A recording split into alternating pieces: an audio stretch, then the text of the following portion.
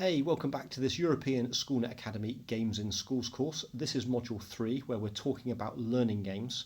And in particular, during this module, we're thinking a little bit about movement games. Games that are designed to get you exercising and also to get that heart rate going. Now, movement games have been around for an awfully long time. They're sometimes called exercise games, and occasionally this is abbreviated to the term exergames.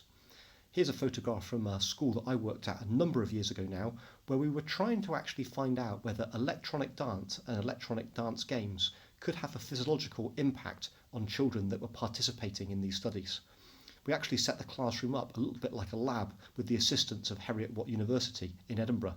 And actually what happened is that as there were really positive results, we did find out that electronic dance could have a physiological effect on the children and the young people that were participating in the activity. We also found that it was highly motivating in terms of a different type of non-traditional PE, but also highly motivating because part of the software application that we used allowed children to design their own dance routines and also to put their own dance routines to music that they composed themselves. There have been lots of peripherals that have been available over the years that plug into games consoles and computers that have assisted us with exergaming. But unfortunately, lots of these peripherals are now no longer really common. It's almost impossible to buy a dance mat now for a modern console or a modern PC. What tends to happen is most modern consoles or PCs tend to have games where you copy the characters on the screen, rather than actually use movement tracking software. The advantage of this is that actually you can get lots and lots of children participating at once, and they certainly have a good time.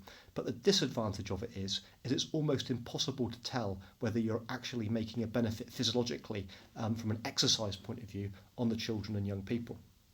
That said, there has been a rise in what we call fitness apps and fitness games over the last few years. A little bit like the language apps that we looked at in the last video, many fitness apps are gamified. You can unlock experience points for exercising, you can be part of a leaderboard, and also as part of what you do as well, you can either collect your own data or input your own data. The types of data that you might input with a fitness app might include height, weight, but also what you eat so that you can start to keep a track of your calories, for example. There are other mobile games out there that are also designed to get you moving around. There are different versions of these games. One alternative take, for example, on a fitness app is something which is called a Zombies Run game. It's a bit like a normal fitness app, as in it tracks how far you go and how many calories that you burn, but the added intention to it is that you're always being chased by zombies. You have to go at a certain speed to avoid zombies in the certain parts of the town that you are running around. There are other augmented reality apps which also are actually quite handy for getting people out and about. We'll be talking more about augmented reality in the next module, but I really do think they needed to be mentioned here as well. These apps include Ghost Town, Pokemon Go, and Harry Potter Wizards Unite. The interesting thing about this type of augmented reality app is that quite often they do get people out and about and exercising when the app is first released, as long as it's very, very popular.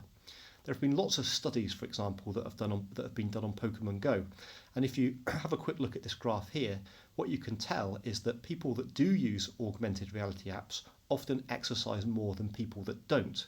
The challenge with all of these things is that normally exercise goes back to exactly the normal level or the level of the exercise before people started using the app after about 6 weeks.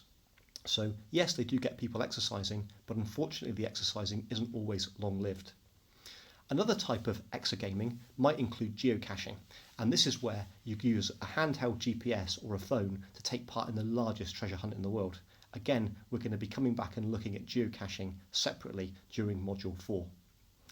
So, it's the end of the video. It's been a bit of a whirlwind tour to exercising and exercise apps. What I want you to have a think about is, do you have a favourite exercise app?